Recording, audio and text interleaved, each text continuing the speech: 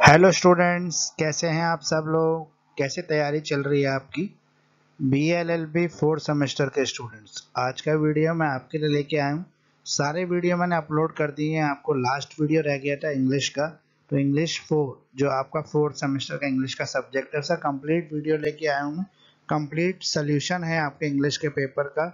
इसको देखने के बाद आपको काफ़ी सहूलियत, काफ़ी आसानी होगी इंग्लिश के पेपर को प्रिपेयर करने के लिए। एक माइंडसेट बन जाएगा आपका किस तरह से आपको इंग्लिश के पेपर के लिए पढ़ना है। तो बिल्कुल भी मिस ना करें, वीडियो को लास्ट तक देखें। हिंदी इंग्लिश दोनों बच्चों के लिए इंपॉर्टेंट वीडियो है। इंग्लिश सब्जेक्ट जो है लास्ट है अब आपका इसके बाद LLB शुरू हो जाएगा। तो मेरे सारे वीडियो आ चुके हैं। ह्यूमन राइट आ चुका है, पॉलिटिकल साइंस आ चुका है, मॉडर्न हिस्ट्री 2 आ चुका है। ठीक है, तो अभी तक मेरे सारे वीडियो आपके बीच में आ गए। इंग्लिश का वीडियो रह गया था, तो इंग्लिश का वीडियो भी आज मैं आपके बीच में लेके आया। तो फ्रेंड्स, आइए शुरू करते हैं इंग्लिश के वीडियो को। BLLB के स्टूडेंट जो हैं उनके लिए मेरी गारंटी रहती है कि यही प्रश्न आएंगे परीक्षा में। पास होना है तो जरूर देख लें इन प्रश्नों को और करके जाएं। इतने कम क्वेश्चन, 17-18 क्वेश्चन मैं आपको देता हूँ, अगर आप वो कर देते हैं तो डेफिनेटली आपके अच्छे मार्क्स लाने से आपको कोई भी नहीं रोक सकता। तो इतना पढ़ना तो बहुत है BLLB के लिए। मेरा हमेशा जो है आइडिया जो है एग्जैक्ट सही बैठता है, और इसकी गारंटी मैं हमेशा से आपको देता हूँ, और अभी भी मैं आपको गारंटी दे रहा हूँ कि 70% मार्क्स आपके एग्जाम में आ सकते हैं।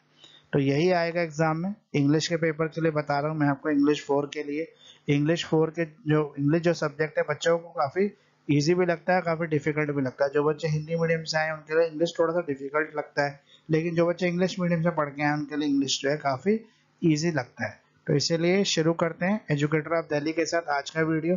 आइए देखते हैं कि आज के वीडियो में मैं क्या लेके आया हूँ आपके लिए। नेक्स्ट स्लाइड की तरफ चलते हैं। तो एजुकेटर ऑफ दिल्ली चौथे चरण सिंह यूनिवर्सिटी से जुड़ा एक विशेष अपडेट है आपके लिए। Meerut university most important question लेके आया हूँ मैं आपके लिए। सबसे पहले हम लोग इंग्लिश का सिलेबस डिस्कस कर लेते हैं कि इंग्लिश के सिलेबस में क्या है और क्या चीज़ें आपको पूछी जाती हैं। तो सिलेबस जो है उसके लिए सबसे पहले हम study of the literary text, जो हमारा टेक्स्ट है यानी जो हमारी स्टोरी है, कहानी है, नॉवल है, वो कौन सी है ये पढ़ लेते हैं। तो इस बार हमारा एक प्ले है। प्ले मतलब एक नाटक है। जो नाटक किसका नाम क्या है? The merchant of Venice. Merchant of Venice नाटक का नाम है, और इसके जो राइटर हैं वो है शेक्सपियर। तो शेक्सपियर का लिखा गया एक प्ले है जो काफ़ी जगह परफॉर्म भी हो चुका है, काफ़ी फेमस प्ले है ये शेक्सपियर का। तो ये हमारे कोर्स में कवर्ड है। तो सेक्शन जो इसका पहला पार्ट है, one passage from explanation with the reference to the context only from the fourth and the fifth act. यानी कि फोर्थ और फिफ्थ एक्ट जो है प्ले का, उस पे से आपको एक रेफरेंस टू कॉन्टेक्स्ट आएगा, यानी कुछ लाइनें दे रखी होंगी और कुछ क्वेश्चंस होंगे जो उसी स्टोरी के, इसी प्ले के ही होंगे। जरूरी नहीं कि वो जो लाइनें हमें दे रखी, 2-3 लाइनें, उन्हीं में से आंसर मिल जाए, या उनमें से आंसर नहीं मिला तो जरूरी नहीं है। उनमें से मिल भी सकता है, नहीं मिल सकता, यानी कि जो हमारा प्ले है मर्चेंट ऑफ वेनिस में से इसका आंसर आपको डेफिनेटली मिल जाएगा। One textual question with the internal choice.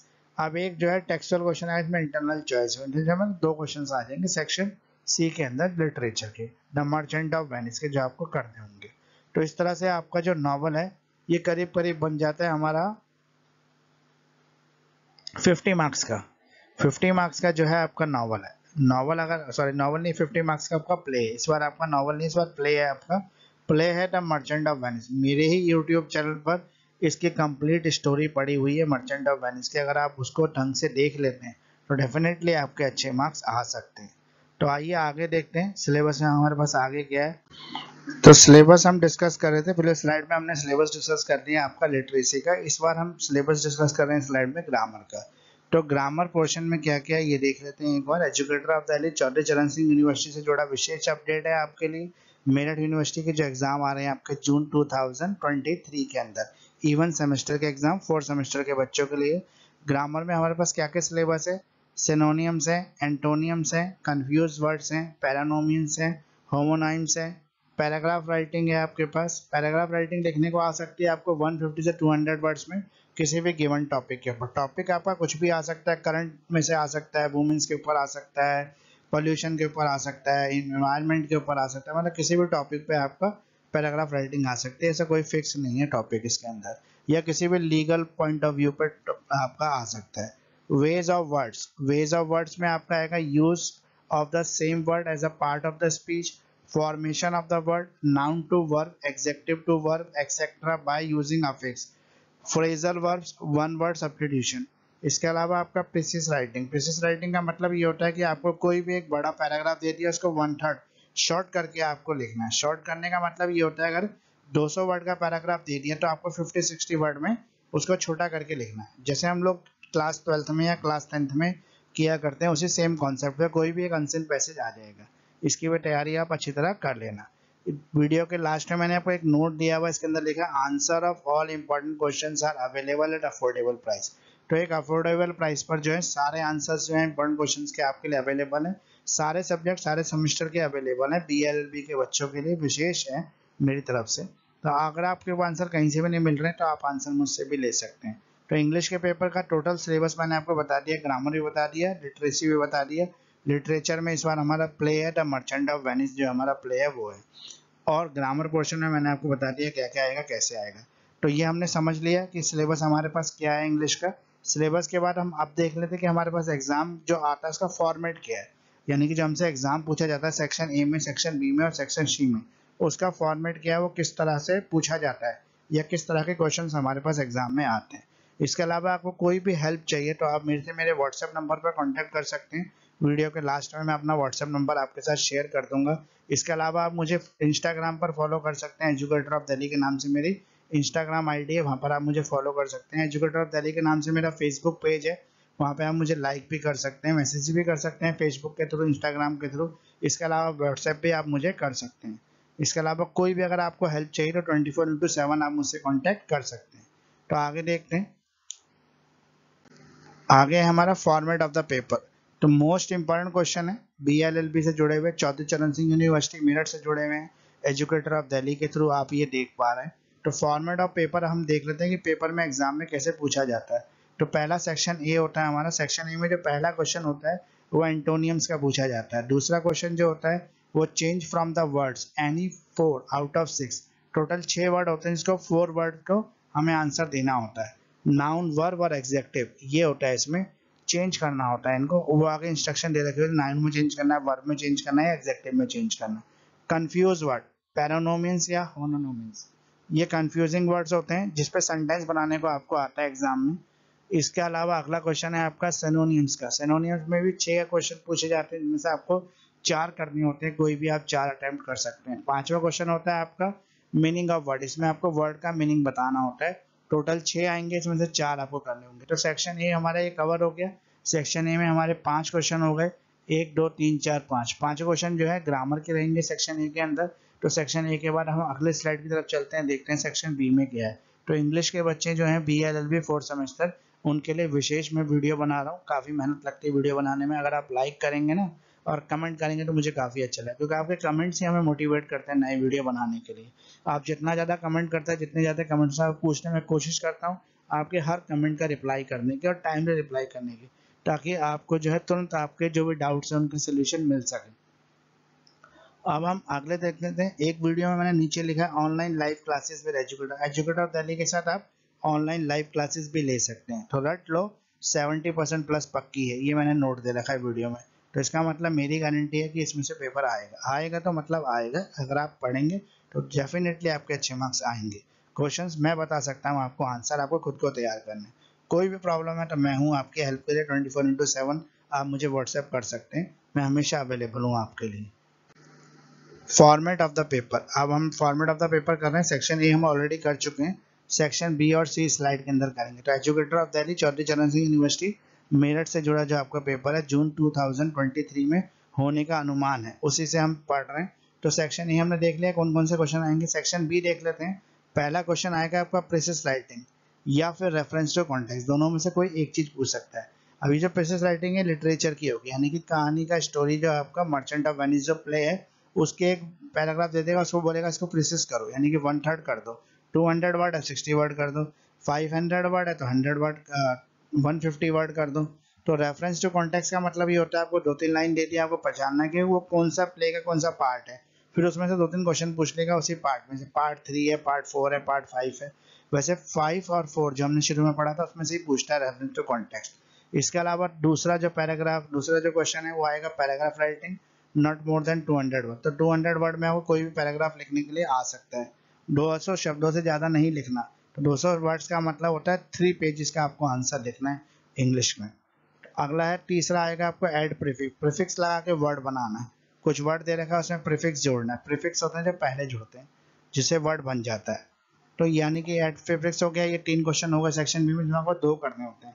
अब 2 करने होंगे तो या तो आप प्रीफिक्स वाला कर लेना और एक पैराग्राफ राइटिंग करना। मतलब पैराग्राफ तो आपको करना ही करना है। पैराग्राफ राइटिंग के साथ साथ आप प्रीफिक्स वाला कर लेना। प्रीफिक्स वाले में अगर कोई डाउट हो रही हो आपको नहीं आ रहा तो आप फिर प्रीफिक्स राइटिंग यानी कि लिटरेचर कर सकते हो। तो इस तरह से सेक्शन बी आपका अटेम्प्ट हो जाएगा। सेक्शन सी में हम आ जाते हैं। सेक्शन सी में आपके पास 5 क्वेश्चन टोटल आते हैं। मैंने यहाँ पे 4 ही लिखे क्योंकि आजकल 4 ही आ रहे थे इस बार इसलिए। तो लिटरेचर का क्वेश्चन एक आएगा, दूसरा क्वेश्चन में लिटरेचर आएगा, तीसरा क्वेश्चन ग्रामर का आएगा जिसमें प्रीफिक्स लगाने हैं। प्रीफिक्स ऊपर भी आ रहा है, प्रीफिक्स नीचे भी आ रहा है, दोनों प्रीफिक्स आए हैं 2022 के पेपर में। तो ग्रामर क्वेश्चन हो गया प्रीफिक्स का। चौथा क्वेश्चन हो गया आपका प्रीसिस राइटिंग। अनसीन पैसेज कोई भी आएगा उसको आपको प्रीसिस राइटिंग करना है यानी कि 1/3 शॉर्ट करना है। कोई भी एक स्टोरी यदि 200 वर्ड्स में उसको आपको 60 वर्ड्स में शॉर्ट करके लिख देनी है यानी कि पूरी स्टोरी भी हो जाए और वर्ड्स भी कम हो। इस तरीके से करने को प्रीसिस राइटिंग कहते हैं। जितना भी आएगा उसका 1/3 कर देना। 500 में आए तो 150 वर्ड कर देना। 400 में आए तो आप करीबन 125 वर्ड कर देना। इस तरीके से आप उसको बांट देना। तो ये आपका पेपर का पूरा फॉर्मेट हो गया। सेक्शन ए हो गया, बी हो गया, सी हो गया। सेक्शन ए में टोटल क्वेश्चन जो है आपके 5 है जो ग्रामर के हैं। सेक्शन बी के अंदर मैंने आपको बता दिया कौन से क्वेश्चन अटेम्प्ट करने हैं। एक पैराग्राफ तो आपको लिखना ही है, साथ में आप प्रीसिस और प्रीफिक्स भी लिख सकते हैं। अगर मान लो प्रीफिक्स आपको आते हैं, प्रीसिस पे आता है तो आप पैराग्राफ छोड़ दो, इन दोनों को कर लो। इसमें मार्क्स आपके और अच्छे आ सकते हैं। सेक्शन सी में अगर आएंगे तो 2 लिटरेचर के क्वेश्चन आते हैं। तो दोनों लिटरेचर के क्वेश्चन आ गए आपके 40 मार्क्स की। ग्रामर क्वेश्चन की बात करें हम तो ग्रामर क्वेश्चन आपका प्रीफिक्स का आ जाता है। Question number 5 precis writing unseen passage. Total literature बोले तो कितने मार्क्स की है? तो 20 हो गया सी में और 10 हो गया बी में। टोटल 50 मार्क्स की आपकी लिटरेचर है इस बार। तो लिटरेचर यानी कि आपकी मर्चेंट ऑफ वेनिस जो प्ले है वो टोटल 60 मार्क्स का है, सॉरी 50 मार्क्स का है। तो अब नेक्स्ट स्लाइड की तरफ देख लेते हैं हम क्या है। अब मैं आपको मोस्ट इंपॉर्टेंट क्वेश्चन बता देता हूँ। एजुकेटर ऑफ दिल्ली चौधरी चरण सिंह यूनिवर्सिटी मेरठ से जुड़े हुए क्वेश्चन हैं BLLB 4th सेमेस्टर के बच्चों के लिए। तो मोस्ट इंपॉर्टेंट क्वेश्चन है लिटरेचर के। लिटरेचर कौन सा है इस बार? हमारा एक प्ले है the merchant of Venice by William Shakespeare. William Shakespeare का लिखा हुआ एक प्ले है मर्चेंट ऑफ वेनिस, जिसमें बहुत सारी जो है इस फिल्म में भी बन चुके हैं, बहुत सारे प्ले भी हो चुके हैं इसके ऊपर। अब पहला क्वेश्चन है right a note on the dramatic significance of ring episode in the play the merchant of Venice. Merchant of Venice में जो रिंग एपिसोड है जहाँ पे रिंग एक्सचेंज की जाती है, उस एपिसोड को आप बताइए कि वो सबसे ड्रामेटिक सीन है इसका, उसको एक्सप्लेन करना है आपको पूरा। क्वेश्चन नंबर 2 है आपका right an essay on the William Shakespeare as a dramatist. William Shakespeare के बारे में लिखने पर जरूर आ सकता है, इसलिए आप विलियम शेक्सपियर के बारे में भी 8 से 10 लाइनें याद कर लेना। 8 से 10 लाइन अगर आप याद कर लोगे तो आपको नॉलेज हो जाएगी विलियम शेक्सपियर के बारे में, उसकी लाइफ, उसकी राइटिंग, उसकी डेथ कहाँ पर हुई, ये सब आपको याद होना चाहिए।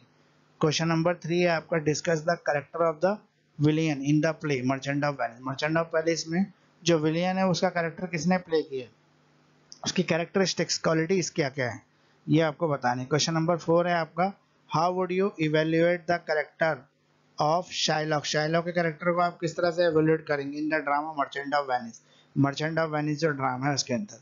क्वेश्चन नंबर 5 जो है who is the hero of the play, इसका हीरो कौन है the merchant of Venice, discuss करें डिटेल में।